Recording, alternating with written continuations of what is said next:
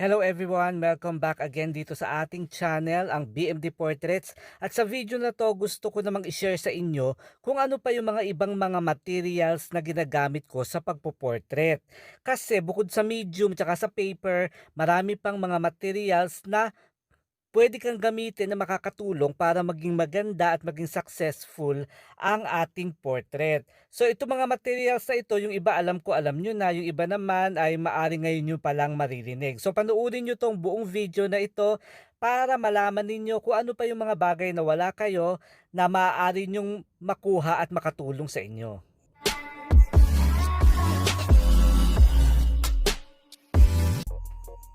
Ayan, so unang-una kong ipapakita sa inyo ito yung isa sa pinaka-useful para sa akin kapag nagdo-drawing ako. Ito ay isang mumurahing wooden na ruler na hindi ko siya ginagamit sa pansukat, ginagamit ko siya na nalalagay ko dyan sa aking piece. And then ginagamit ko siya para hindi mag-contact yung aking pawisin na kamay doon sa aking portrait.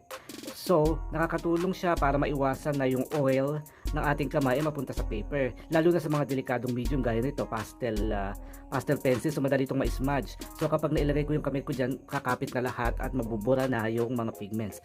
Pati na din sa mga graphite at sa charcoal, diba? Minsan, kapag sumasalat yung kamay natin, naiiwan yung oil sa paper. So, kapag nilagyan mo na ng charcoal, makikita mo na may buo-buong itim doon sa iyong ginagawa. So, hindi maganda. Yung iba gumagamit ng gloves or ng guantes para hindi mag-transfer yung oil, pero sa akin feeling ko hindi malaya hindi malaya yung kamay ko using gloves, so hindi ako sanay. So eto na, naisip ko ay isang wooden ruler, ayan, nakapato kasi naka-slant yung aking table. So ayan, okay naman siya. So move ko na lang siya, depende kung saan ako nagwo-work. So yan, basic lang, no, kasi nga ayoko nang naka-gloves parang hindi ako komportable. So, but if you are comfortable, you can use gloves. Basta hindi yung plastic gloves, kundi yung para siyang tela, cloth na gloves. Kasi yung plastic, kumakapit din doon sa yung mga pigment, kumakapit doon sa charcoal. And then, pag nilagay mo sa ibang area, transfer mo lang yung mga charcoal. So, magiging madumi. So, ayan. So, if you want, you can have this. Mura lang to. Ayan, so sobrang mura lang niya. And then sa mga eraser naman tayo, dalawa lang ang ginagamit ko. Ito, kneaded eraser, alam niyo naman na to, very basic. And then para sa mga details naman, gumagamit ako ng Tombow Mono Zero eraser. Kung wala kayo dito, pwede din yung mga pencil erasers. Kaya gusto ko ng Tombow kasi ayan, meron yung eraser niya is super nice and flat sa ibabaw, pero yung gilid niya super sharp. So makakagawa ka ng really sharp highlights and details using this Tombow Mono Zero erasers. At ang maganda rito, refillable siya. Pag naubos na yung pinaka eraser niya, ayan, it comes in tube na ganito na merong mga, ayan, pwede mong palitan yung eraser kapag naubos na dito sa ating Tombow Mono Zero eraser. Maganda to sa pang details, even sa colored pencils nagagamit to. Maganda siyang pang highlights sa mga hair and everything. So this really is a must have for all portrait artists. Maganda siya sa graphite, sa charcoal, lahat, even pastel. So very useful ang mga ganitong klase ng eraser. And then very basic din na meron ako mga tapes, okay, masking tape para sa commission portraits. Tapos para naman sa mga YouTube videos ko, ano lang, yung regular, ano lang siya, plastic tape, ano ba tawag dito, scotch tape, para hindi nakikitang masyado siya. Okay, so mga tape. And then sa mga brushes naman tayo, kahit na ang ginagamit ko ay mga dry medium, meron pa rin akong mga iba't ibang klase ng brushes kasi nagagamit ko siya sa iba-iba, kasi ang ginagamit ko for a particular medium. Kapag sa charcoal tsaka sa graphite, gusto ko yung mga naked brushes. Yung mga makeup brushes, mas maganda pa siya, mas mura pa siya kaysa dun sa mga nabibili nating sobrang mahal na mga brushes sa mga art shops. Ito talagang super nice, super fine yung magagawa niya. And then meron akong, aside from ito, makeup brush din to, parang pound, hindi ko alam kung saan ginagamit to, sa mukha talaga to. Nabili ko siya sa mga makeup section sa sa Watsons. So maganda siya para sa mga pino at refined skin texture. Maganda siyang pang blend. Mostly ginagamit ko sa graphite tsaka sa charcoal pencil. And then meron akong mga flat brushes katulad nito. Flat brushes ginagamit ko naman sa pag-apply ng solvents kasi mas mas accurate, mas maganda siyang gamitin sa solvents. Tapos meron din akong mga maliit tiny brushes. Pwede kong nagagamit ko to kapag ano, yung very small details na kailangan mong smoothen. So magagamit mo yung maliliit na mga brushes. Okay, so ayan. Masasuggest ko din ano, kung gusto niyo na ma-maximize yung inyong mga pencils, ay kumuha kayo nito mga ganito. Itong mga pencil extenders, very useful kasi matitipid nyo talaga hanggang sa kahuli-hulihang buhay ng inyong mga pencil ay magagamit nyo using this pencil extender. So walang masasayang na pencil kapag meron kayo nito. Mura lang to. So if you want, you can pwede kong i-check kung magkano ito at pwede mong tanongin doon sa comment section na napakita ko at kung saan ko siya nabili. So ito yung mga pencil extenders. Napaka-useful din niya. Tapos, dumako naman tayo sa aking mga sharpeners. Actually, ang ginagamitan ko lang ng sharpener talaga is the colored pencils. Gaya nito, mga basic sharpener lang. Huwag na yung kung ano-ano pa ng mga sharpener. Just yung single lang, single hole lang. So, nagagamit ko siya only for colored pencils. Kasi hindi naman ko pwedeng gamitan nito yung pastel tsaka charcoal pencil kasi masyadong brittle yung mga lead ng mga yon, so hindi siya advisable. Ang ginagamit ko for yung mga madaling mabali na medium gaya ng charcoal at saka ng tawag dito pastel pencils ay ang aking mga cutter knife. So importante na meron kayong cutter knife, isang malaki, isang maliit yung ginagamit ko. This one I use for charcoal pencil, this one naman I use for graphite and also for pastel pencils kasi medyo delicate yung pastel pencils, so kailangan maliit lang na cutter knife. So yan, so para makatipid dito ang ginagawa ko is bumibili na ako ng mga refill. So malaking katipiran kasi hindi ka nabibili ng bagong case, so bibili ka na lang ng mga refill gaya nyan. Kapag ano na hindi na siya sharp, papalitan mo lang yung kanyang blade. So ayan siya, cutter knife. And then dumako naman tayo sa mga pang blend natin. Syempre isa sa pinaka useful is itong mga blending stumps. So meron ako iba-ibang sizes. So halos lahat ng medium, even colored pencils ay ginagamitan ko ng blending stump. So sa malaking ganito ginagamit ko sa polychromos para mas malaki yung area na mako-cover mo agad-agad. So ginagamit ko kasi siya sa polychromos, hindi masyado sa Prisma kasi wax based siya. Sa polychromos kasi mas kumakalat yung pigment, mas kaya niyang durugin yung mga pigments so ginagamit ko siya. And then this one's a graphite and charcoal.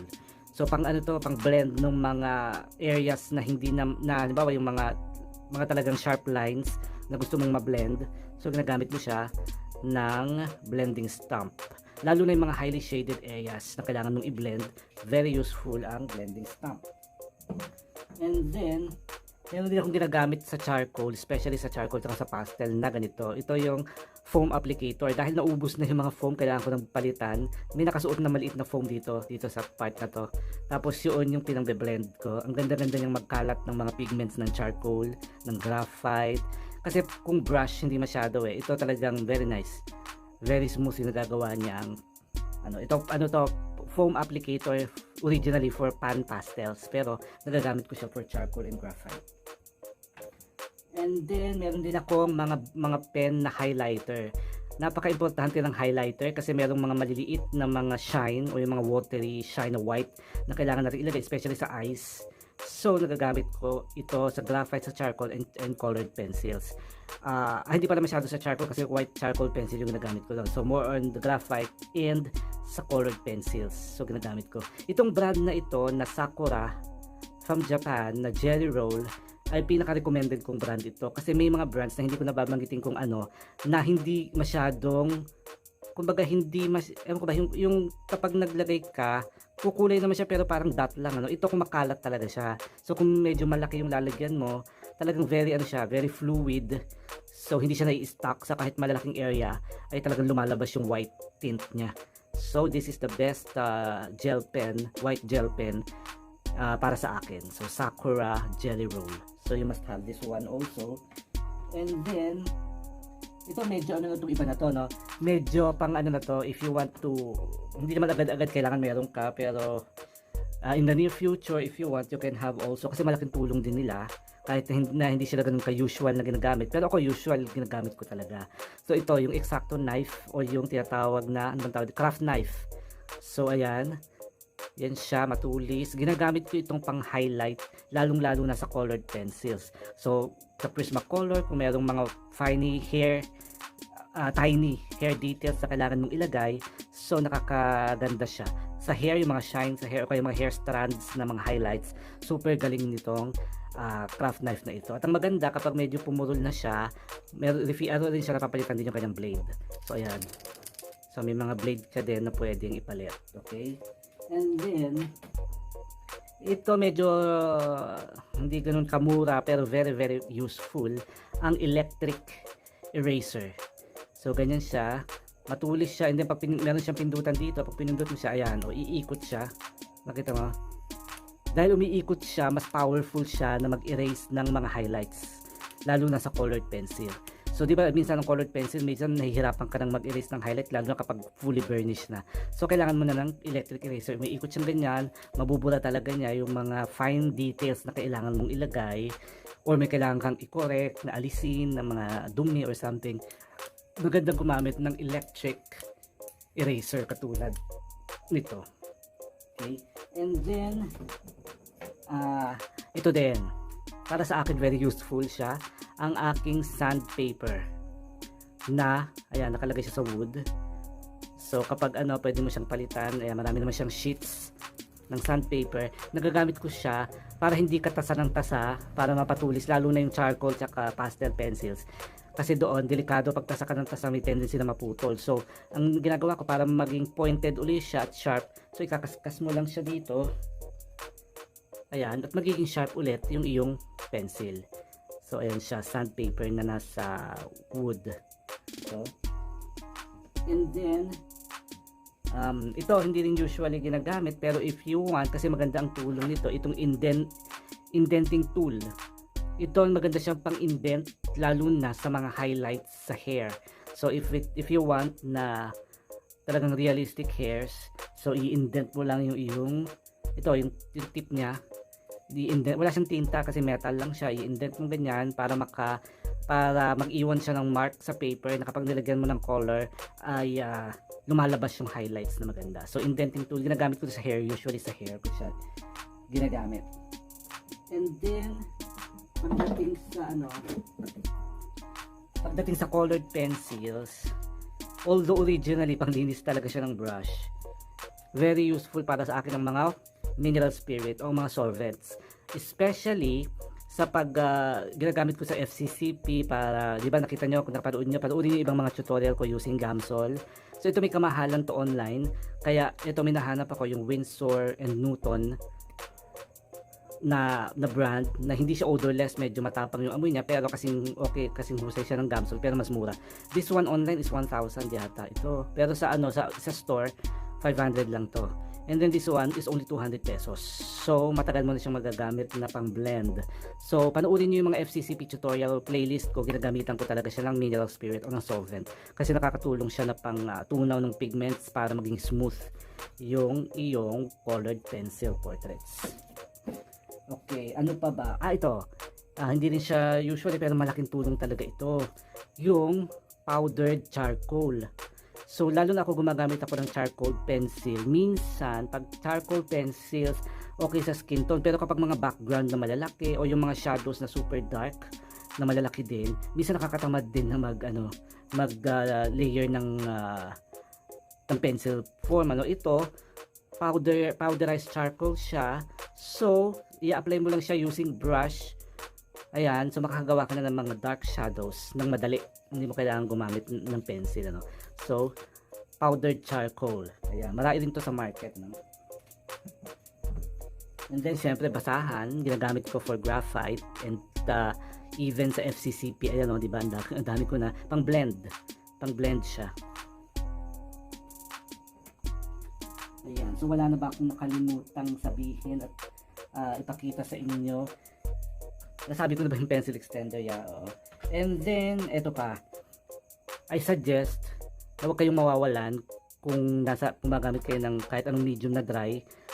Kung gagawa kayo ng outline or gagawa kayo ng grid or something, pinaka-advisable ko ang mga H na pencils, Graphite na H.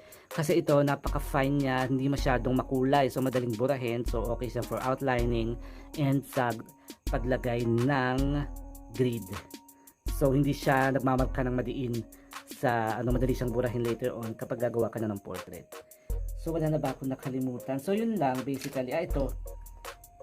Ito pala yung pinakamalaking brush na meron ako.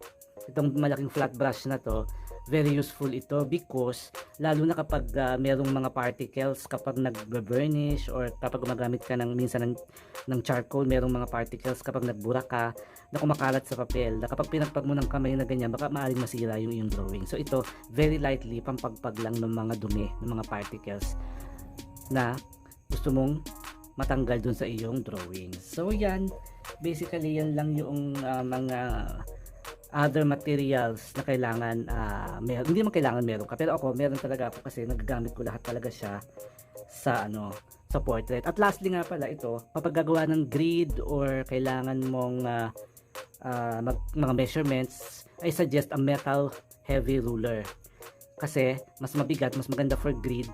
Tapos ang maganda rin dito is hindi nabubura kasi yung mga plastic rulers, nabubura yung mga measurements na, yung mga lines na yan. Importante yan lalo na sa grid. So ito nakatatak na siya, hindi siya nagfe-fade and very solid, and this is very long, siya 24 inches. So kahit malaki yung gagawing portrait ay kayang-kaya mo siyang lagyan ng grid. So 24 inches siya. So yan lang, siguro wala na akong nakalimutan. Naisipan ko lang i-share sa inyo yung mga iba pang mga materials na ginagamit ko with my portrait drawings aside from the medium at saka doon sa mga papers. So sana ay kahit pa paano may natutunan kayo dito sa aking munting video na ito. And abangan nyo this one, itong ginagawa ko na ito na made of pastel pencils na portrait. Meron akong separate tutorial din with pastel pencils. Abangan nyo because I would like you to ipapakita ko doon sa susunod na video kung gaano sobrang dali na gamitin ang pastel pencils compared to charcoal to colored pencils. Mas madali siya kasi para siyang powder, very smooth, ang dali niyang i-blend.